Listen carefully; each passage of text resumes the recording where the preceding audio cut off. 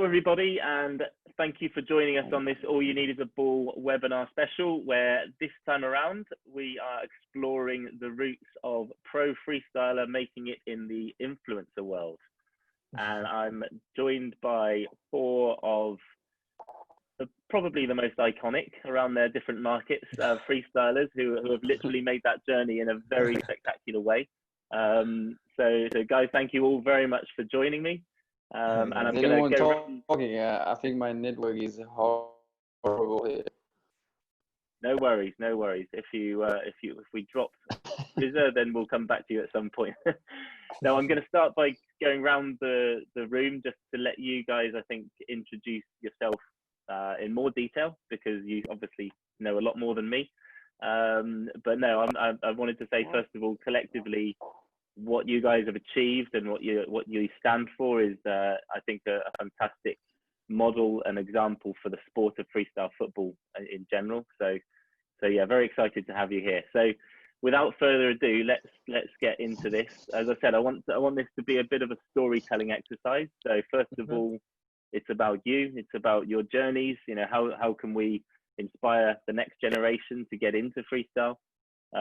But then in particular, I want to look at some of the reasons you went down the route now of being influencer, content creators, and all the things that you do. So maybe we can start with Javi. Thanks for being here. Just unmute yourself for a second if you can. You hear me right now? I got you. We got you. Yeah. So yeah, Javi, welcome to the table. You're in Madrid right now. Yeah, exactly. Okay, so hope everything is going well there in lockdown still. But yeah, let's go back to the beginning. Let's ignore the current state of affairs around the world. How did it all start for you? How did you get into freestyle? How did it all begin? Well, I started freestyle like, I would say 2007 or something like that, because I don't have like a certain date. Some freestylers have it. Like, yeah, I started on the May 10th of 2006. I don't have it. And since then, well, you know, like I started to go to meetings, to competitions, to everything. And I think like many freestylers, I started with a Sufjan Toussaint video, like this very famous video. Also with the Yoga Bonito commercial, which is at that point was very famous. Also like doing the chain. I don't know if you remember that chain. That is that video that you have to upload it on YouTube, or it was, I think it was Nike.com or something like that. Yeah. And well, after that, competitions, meetings, and everything. And I think it was back in 2015. Yeah, when I met a very famous YouTuber here in Spain. His name is Delantero. And that's where I got in contact with YouTube, like the first contact I have in like this kind of social media influencer. And from 2015 till 2018, I mainly did videos with him in his YouTube channel. Like mainly like I was in church, I would say something like that, like of the freestyle part of the channel. So we did tutorials, we did like challenges and everything related with this kind of freestyle, also with street football. And it was in 2018 that I decided to upload I would say like a Pana tutorial to my YouTube channel. And it worked very well. And it was like, oh my God, maybe I should start doing my own videos. And that's how I got into the YouTube thing. Like after that first video, I didn't stop doing videos, like at least once a week. And the first videos were about tutorials. Like I would say, for example, the first year, it was all about tutorials. And then I started to do more like everything, like challenges, like trip videos. I don't know how to say, like a lot How are you still training in the same spirit as you were when you were competing? How was? Yes, I keep training. Like for example, I used to train like 2 hours a day at least, and 5 days a week. Yeah. Because I don't know, it's like for example, my friends go to the gym, and I keep training. I mean, I don't have like the purpose of competing anymore. I don't feel it like, but I really like freestyle. I feel like I need to keep practicing freestyle because that's how I feel it. If I don't train for 5 days or a week or something like that, I feel like strange with my body. Sure. So I don't know. It's like I keep doing it, but not like I'm thinking like right before I was thinking like, okay, I have to reach these combos. I have to reach these things. I have to do this kind of combinations. Now I just freestyle for fun. But yeah, I keep doing. Good man. Thanks for that. We'll come back to you a bit later. I'm going to go over to Denmark now, to Brizze, before we lose your connection, because I know it's a bit shaky there. Let's go back a fair few years. We met back in, I think it must have been 2007-ish, 2006, around the Danish Street Cup Why era. can't I hear you then? That's not a good start. You can't hear me at all? I can see you talking then, but I can't hear anything. Yeah, I heard I can hear Javi, you good, but Dan. Everything is good. Everything is going okay, well. I can't hear. The only one I can't hear is Dan. Let me try and take it out. So maybe you try to reconnect it. It's better. I'm good. But I hear you fine, and I heard Javi fine, but Dan, How about now? I Can you can hear see me he's talking and his microphone is going up and down, but his I lips are can hear just you. moving. Mm, You I can hear me? you. Yeah, everything's good. It's only Dan. Still? Yeah, I So hear everyone. I need to hear from you anyway, not from Dan. So it's we had a lot of things to talk about. yeah, I'll mute myself now, and then you can keep talking. You don't need to talk to me. Okay, fine. Let's skip Brizze. Let's go to a different continent. I'm going to head over to Vietnam. And Tung, thank you very much for being here. Yeah. Yeah, tell us a bit. How did you get into freestyle originally? Tell us about the beginning of freestyle for you. Yeah, for me, like I think it's quite same with a lot of freestyler in Asia.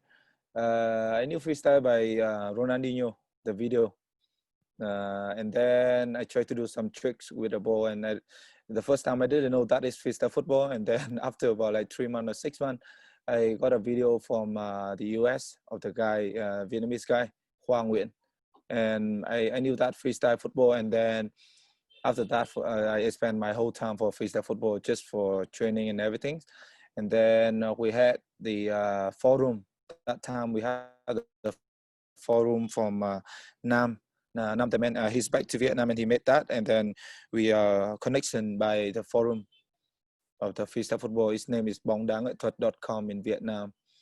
And then that also the way to build up the community in Vietnam. And Nam, he spend time and spend money to create the Vietnam Championship 2013 and Asian Champ 2014. I got some prize, and then that changed my life. I travel, I joined the competition, and I work in Singapore, Australia for some like performing, also teaching the kids with a football skill. And then 2017, I wanted back to Vietnam to do something. And then when I back to Vietnam, yeah, I work with you, then Nam, to take care of like community in Asia. And for now, I do content online, yeah, for 3 platforms. But the main thing for me is YouTube.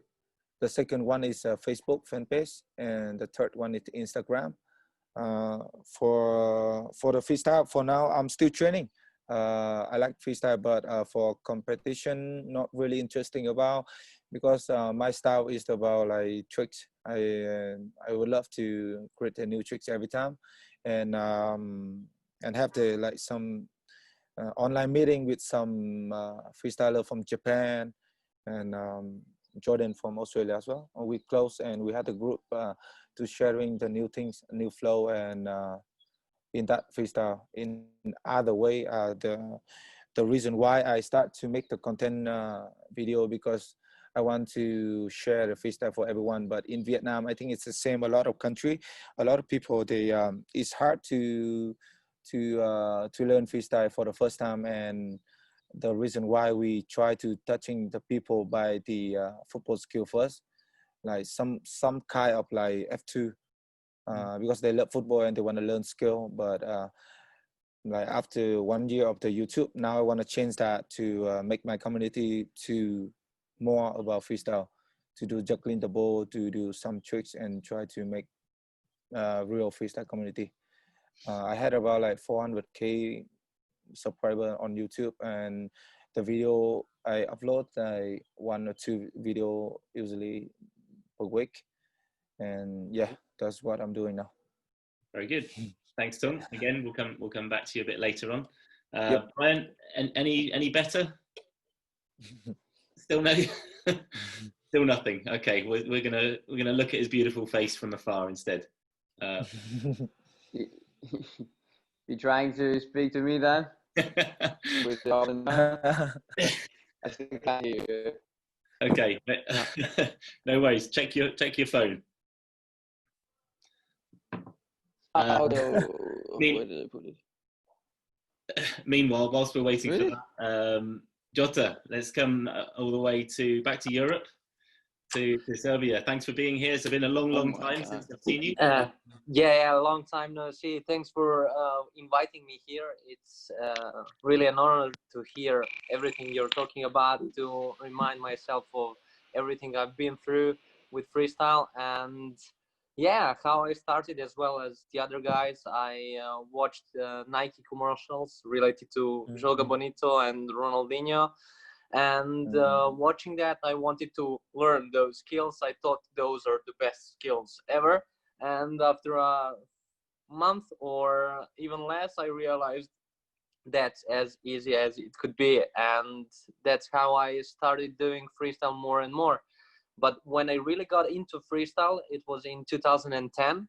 That's when I stopped playing football, and I was like, okay, I like doing stuff with the ball. I love doing tricks, and what could I do? Then I searched some videos online, and that's how I started with freestyle initially in 2010. And ever since then, I used to do it till 2016, when I realized that being at a level where I have to go to a competition needs a lot of practice, and having a lot of practice needs a lot of time, and that's when I had to choose if I want to be at the top level and compete, or be at okay level and live out of it. So I choose to make some money and live while doing freestyle, and as well like started being a social media guy. So that's why I started my YouTube channel, because I wanted to live by doing freestyle and by showing other people what freestyle is, because in Serbia at that time there was maybe like 10 guys who did freestyle and knew about that, and the other guys were like, okay, just a random guy doing some football tricks. That's all they wanted to know, and that's all they knew. So that's why I started my YouTube channel, and it grew really fast, because I don't know if you guys know, but the language I speak understands only 20 million people. So like being really popular needs like a lot of time, and getting to a lot of people is really hard. But right now I have around 1 million subscribers on YouTube, which is like 1 out of 20 people who speak my language. So it's like a big number, and like getting out on the street is like a superstar.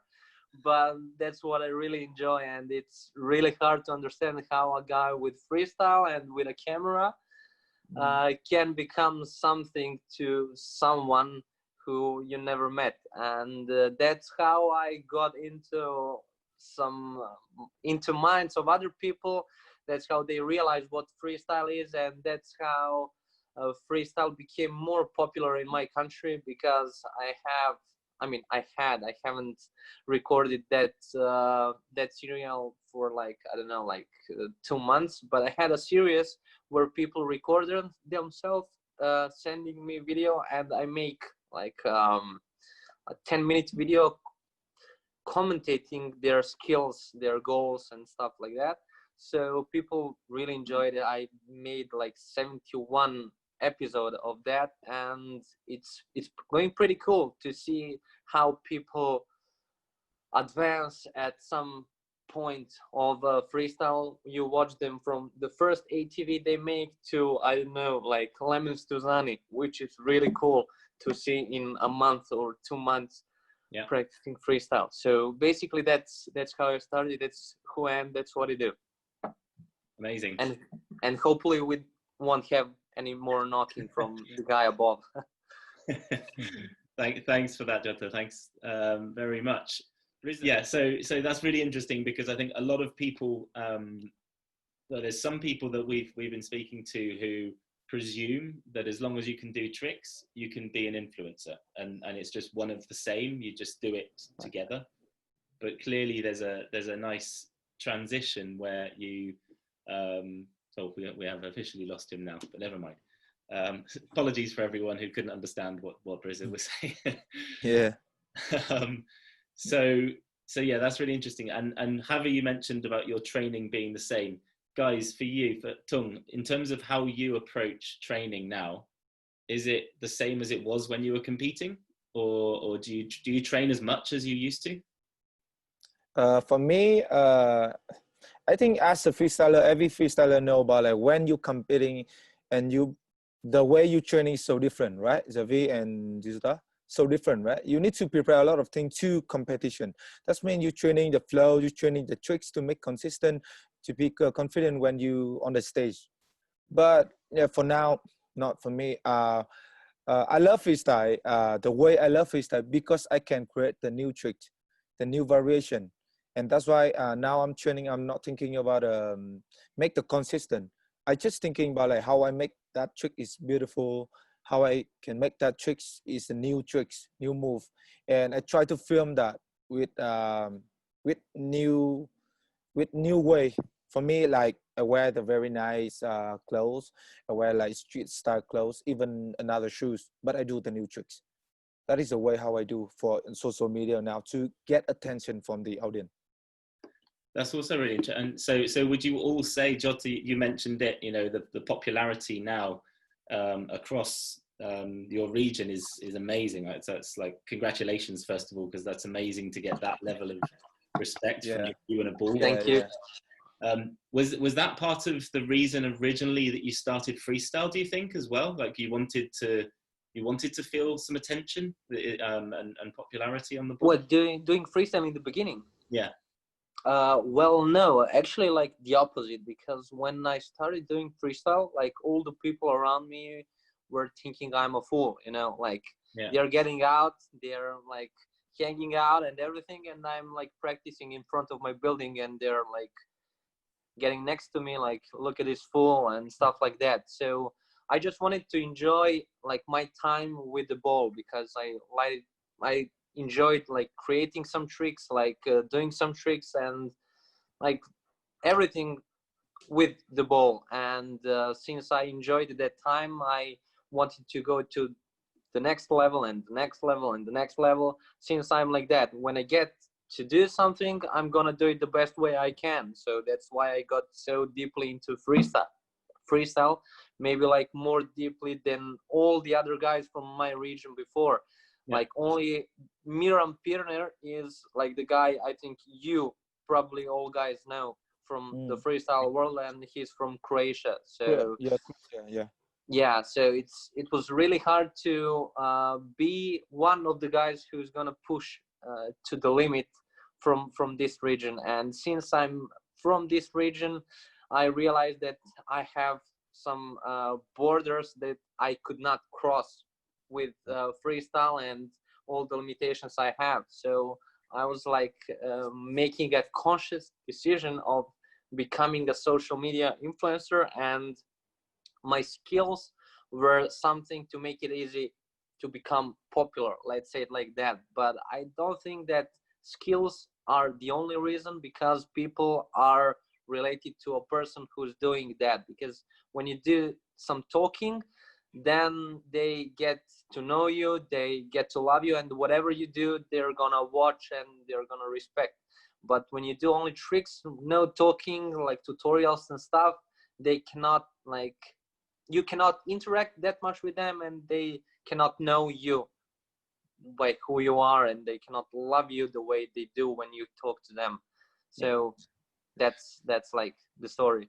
That's good. Yeah. No, that makes a lot of sense. And I think, though, it's not for everyone, is it? Like, otherwise everyone would be doing it. So it's clearly you have to have a bit of a love for the attention and the ability to, because a lot of freestylers are very intrinsic. They're very quiet, they're very shy, and they don't necessarily want that attention. So I guess you guys stood out because you have a bit more oomph.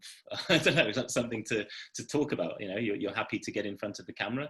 Javi, I think you have to communicate. I mean, like, it's not about just being in front of the camera and talking to the camera. You have to communicate and express yourself, like, be yourself at least.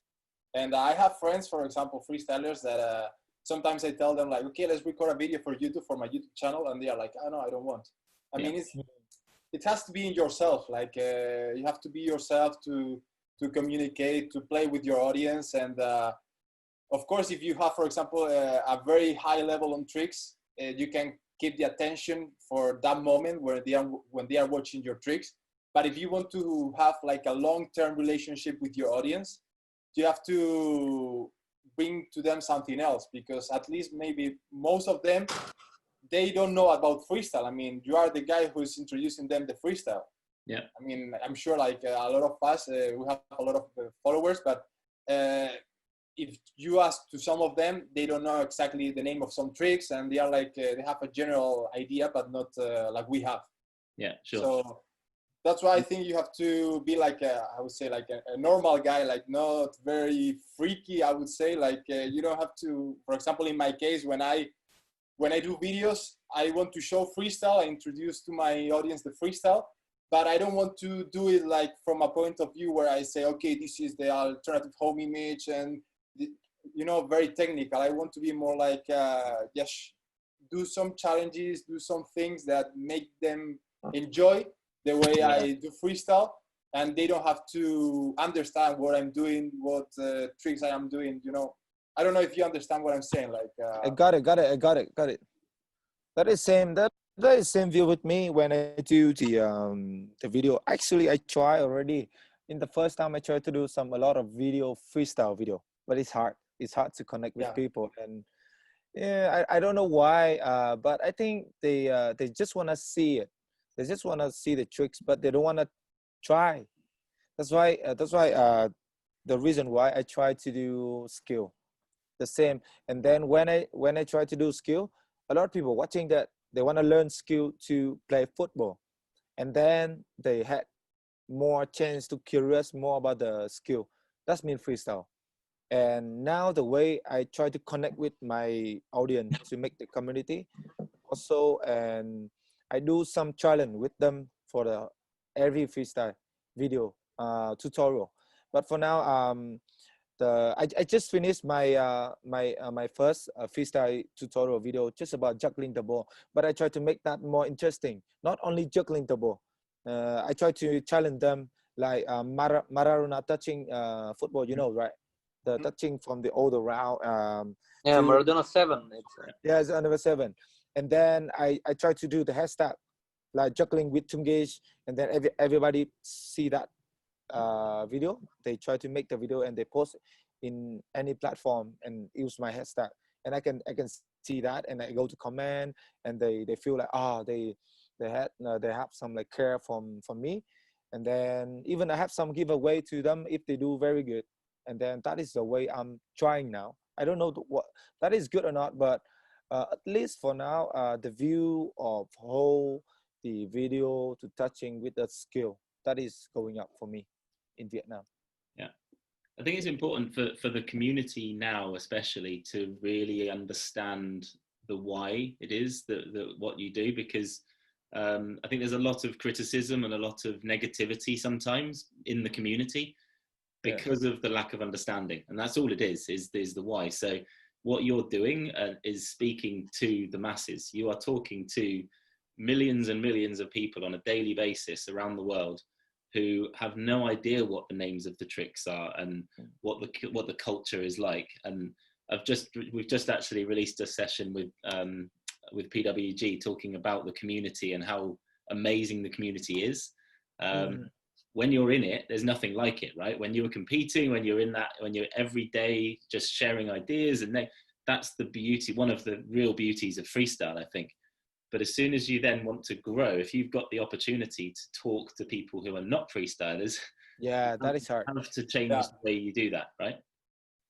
Yeah, I think that our role mainly, for example, when I started on freestyle, as we said, I used to watch like Yoga Bonito thing, and it wasn't like pure freestyle. It was this kind of some dribblings, some like easy tricks and everything. And that's how I got the attention from freestyle. And from that point, I started to investigate myself. So I think our role on this social media thing is the same. We are now the Yoga Bonito thing. I mean, we are showing like the freestyle football, but not very technical. We do videos where we show freestyle, but our main objective in freestyle thing is to keep the attention from these guys, and after they get the attention, they can keep investigating on freestyle by their own, and then they become freestylers. So that's why, for example, when people criticize us, for example, like, oh, you do, I don't know how to say, but for example, you did this challenge or crossbar thing or whatever, like, oh, that's not freestyle. I mean, like, that can help to freestyle grow, because that kid is gonna watch the crossbar challenge. He's gonna be, oh, I like this trick. Then he's gonna investigate by himself about freestyle, and maybe then he discovers like lowers, seats, or whatever, and that guy starts to practice freestyle. So it's like a way to new generations to discover the freestyle, I think. It is, and it's not like you're saying to every freestyler, this is what you have to do. This is really, it's just a momentary expression. Jota, go on. About criticism that you said, I don't know if you guys had that, but me and my guys had a conversation about this thing related to Cian Garnier. I don't know if you have ever did freestyle somewhere and a kid or a guy approaches and said, oh, do you know the French guy, the one with the cap on, he's the best in the world and stuff like that. And we all got mad because at that time, like, Cian didn't go to competitions and stuff. And I even, like, I don't think, or I might be the last guy who beat Cian in the competition, which was in Budapest in 2013, because I haven't seen him competed ever since. But never mind. So people got to us every single time, said like, do you know the French guy with the cap on and stuff like that? And we got like mad, not realizing that is the thing we should do, because he was ahead of time, like 4 or 5 years ahead of everyone related to TV, social media, like everything. So now I understand that, because kids come to me or some other guys who do freestyle and say like, yeah, Jota is the best in the world. Yeah, Jota is not even close being the best in the world, but like in their heads, that's who you are. So it's all about the perspective, because if they don't know about other guys, you're gonna be the best in the world. So that was the thing with Cian. That is the thing with like me now, maybe Javi, maybe Tunj, like, I don't know, but that is like how people see freestyle through one person. But it's up to them if they're gonna discover the whole world of freestyle or just one guy and that's it.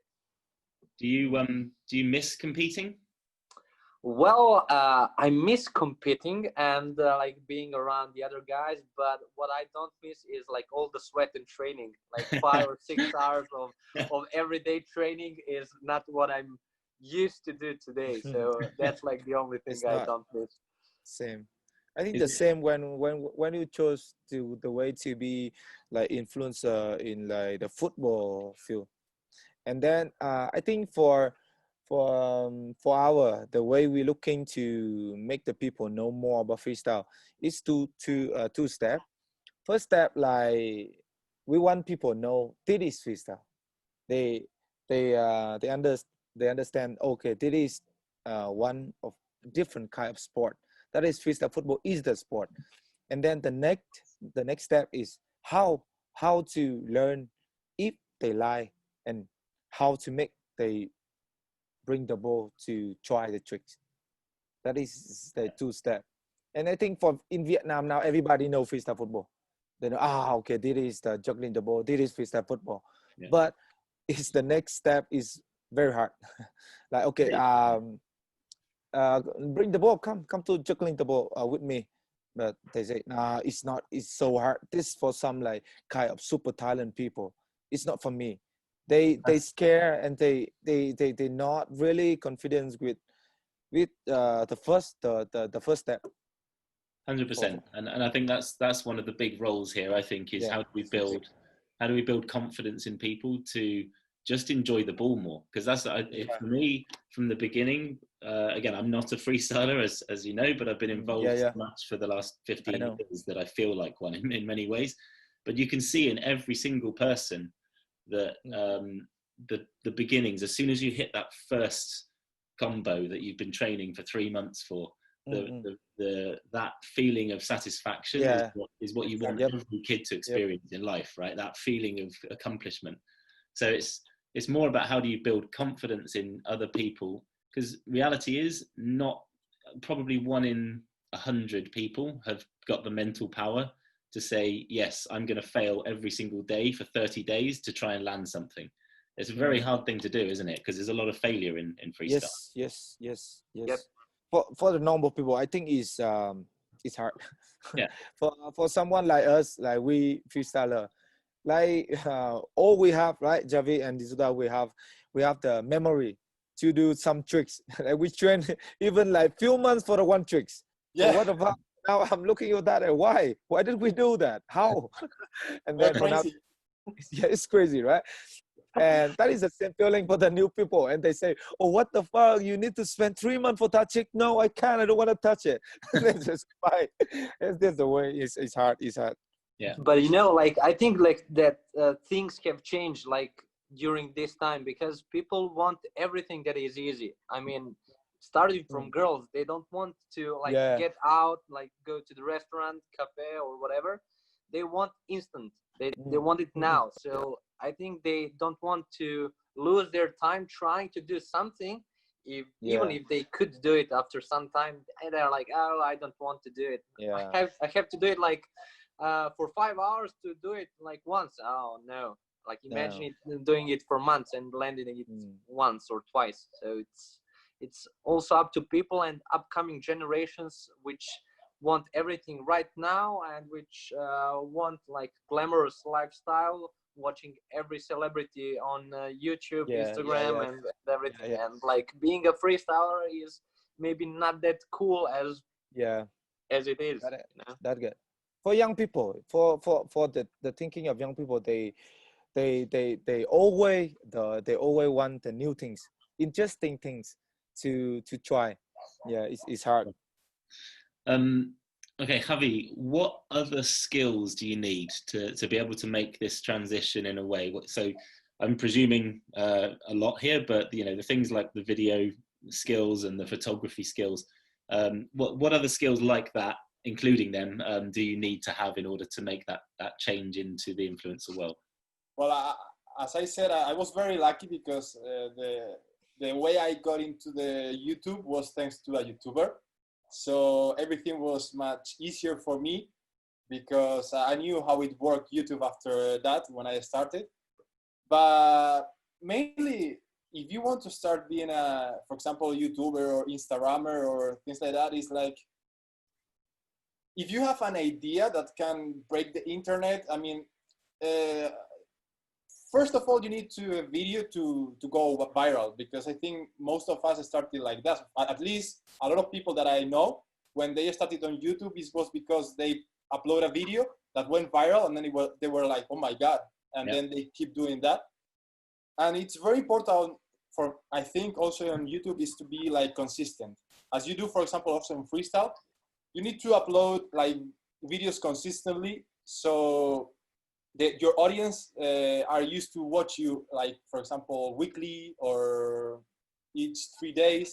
Yeah. And that's why I think it's very important, even though sometimes YouTube is not working very good, because there's one thing on YouTube that it's sometimes it works very bad, and it doesn't matter if you upload the best videos in the world, that is gonna, the videos are not gonna get the views. For example, right now, for example, my experience right now on COVID is that YouTube is getting like very bad on views. And if you check a lot of freestyle or football channels, their views are dropping so hard, like it's crazy. Yeah. So I think the main idea is like keep doing like consistent the videos, and try to follow other YouTubers to get inspirations and ideas to keep doing your videos. And yeah, I would say that like cool. creative also on that. You studied videography, didn't you? Is that part of your education? Yeah, I do everything. In my case, I do everything. I do the editing, I do the thumbnails, I do everything. So well, I have my own cameraman. Yeah. Because I cannot record myself. Yeah. But I do everything. I have friends that are on YouTube that they have their own editor, their own creator of thumbnails. Yeah. I mean, it's up to you. I mean, you are the one who decide that. Yeah. Perfect. For me, like, I think also we can earn some money from YouTube, right?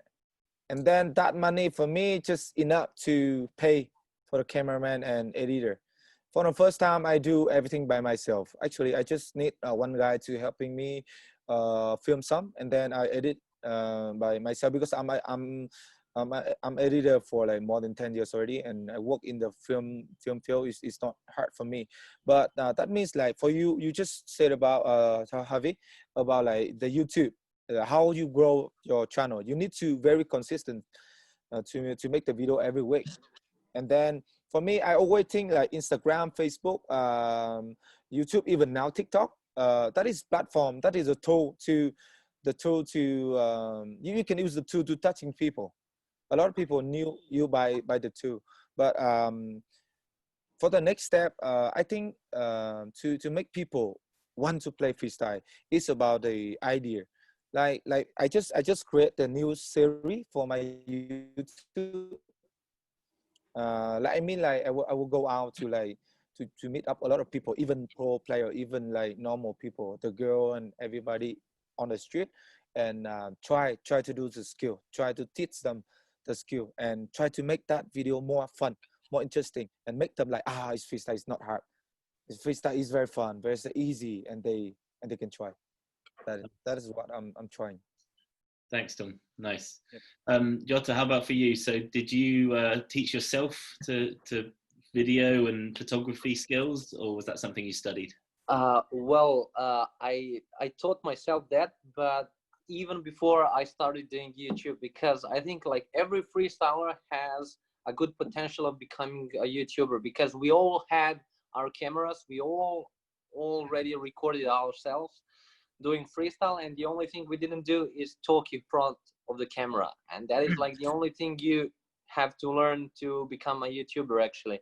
And what I did is I practiced, because watching my videos 3 years back, I was kind of shy in front of the camera, and right now I'm like popping out everywhere where there is a camera talking about whatever I want, you know. So I can't enjoying my time, because I got used to myself in every single condition in front of the camera, like having a bubble here, like having a mustache, having like, I've been in front of the camera in every single like possible way, and I got used to everything. People got used to everything, and when you get that in your head, that people know you in every condition, that it's easy for you to be in front of the camera, do whatever you want, and they'll know who you are and how you actually look or how you actually act and stuff like that. So it's really hard for I mean, it's really easy for us freestylers to get into YouTube, because you already have a camera, you already know how to edit your videos. The only thing you have to learn is about copyrights, because when we used to post our videos, we didn't know anything about music copyrights, and we only like edit the music we like and do everything. And we're like, okay, why is YouTube getting our video like out? Why is it banned in these countries and stuff like that? And that's like what you learn during the way of becoming a YouTuber. Awesome, thank you for that. Really interesting. I've got two more questions before we kind of try to wrap this up, but one is on the quality of video. So sticking with the video as a theme, because I've seen lots of things, some of the best videos and the most viral videos are actually the rawest, you know, the ones that actually aren't edited and they're just thrown up there sometimes. So actually, how important do you think it is in terms of people starting? Can people just give it a go and just improvise with whatever they've got, or do they need to invest in good cameras and time? Not necessary to invest in good cameras. I mean, I started with a GoPro. Okay. The audio is shit, and well, the camera is like normal thing. So I don't think it's important at the beginning. If you want to start, like, invest on a very good cameras and everything.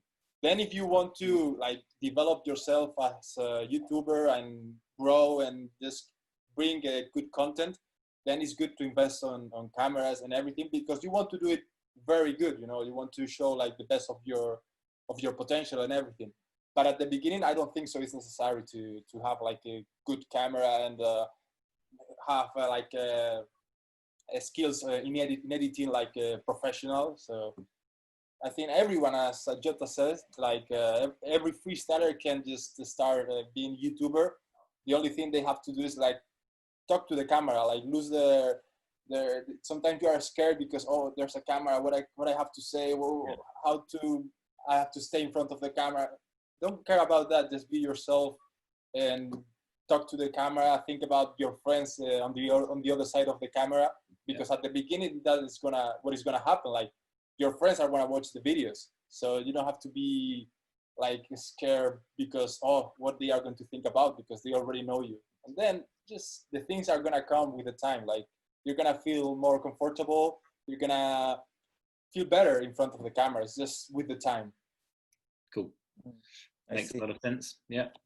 And then finally, for now, the language. So I know that you all regionalize most of your stuff, especially YouTube, right? Would you say it's all done in your local languages, or how much of it is? Do you do anything in English at all, or others?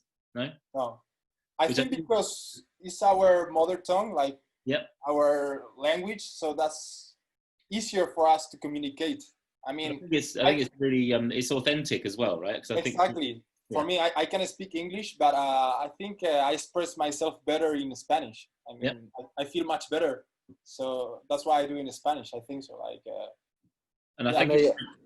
I think people who are from that region, I mean, you speak Spanish, so it's a wide audience. But when you speak the language that is not so popular, and there are not so many people talking, I think that people are easier to interact with you because they want something domestic, you know. So when you talk like in your language, for example, him, I don't know which language they use in Vietnam, but if it's only for like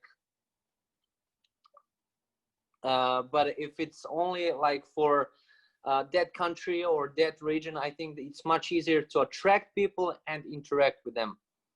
Yeah, of course, for me, I use Vietnamese, but I always make the subtitle English to touching other people, because actually Vietnamese people living in overseas a lot. Also, for some people like in Japan and US, they still watching my video, and I think. Okay, I back to the first question from Dan, like about the camera, the quality of video. For me, I think the best is about content. Content always the king. the equipment you use is not really important.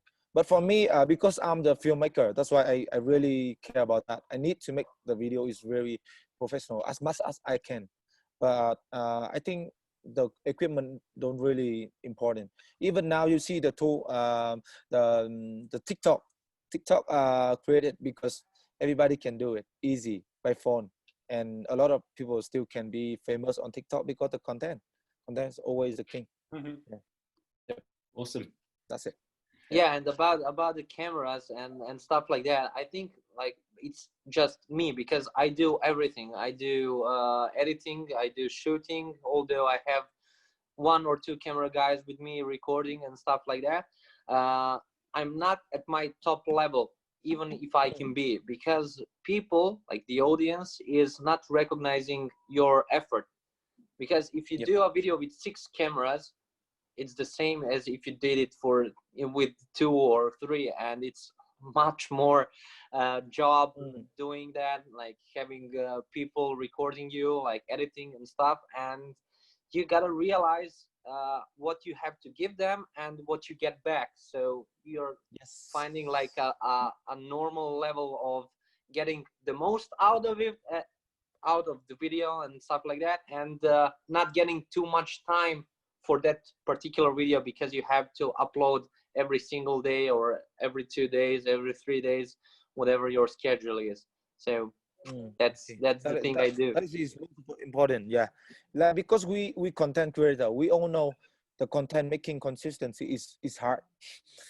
It's hard, and is we need to spend a lot of time to think about the content and make the new idea. Also, the production is not easy. Like you guys, like Xavi and Izuta, is you can see it's hard, right? Good stuff. Yeah. But you love ideas, fresh. Yeah. So yeah, it's good. Good. That's the main thing, that you enjoy what you do. No, listen, guys. I want to thank you again for this. And I'm going to wrap this up for now. But most importantly, what really stays true, and for anyone who hasn't seen these guys' channels, please check below, and I'll send all the links so you can go and check out what they're doing.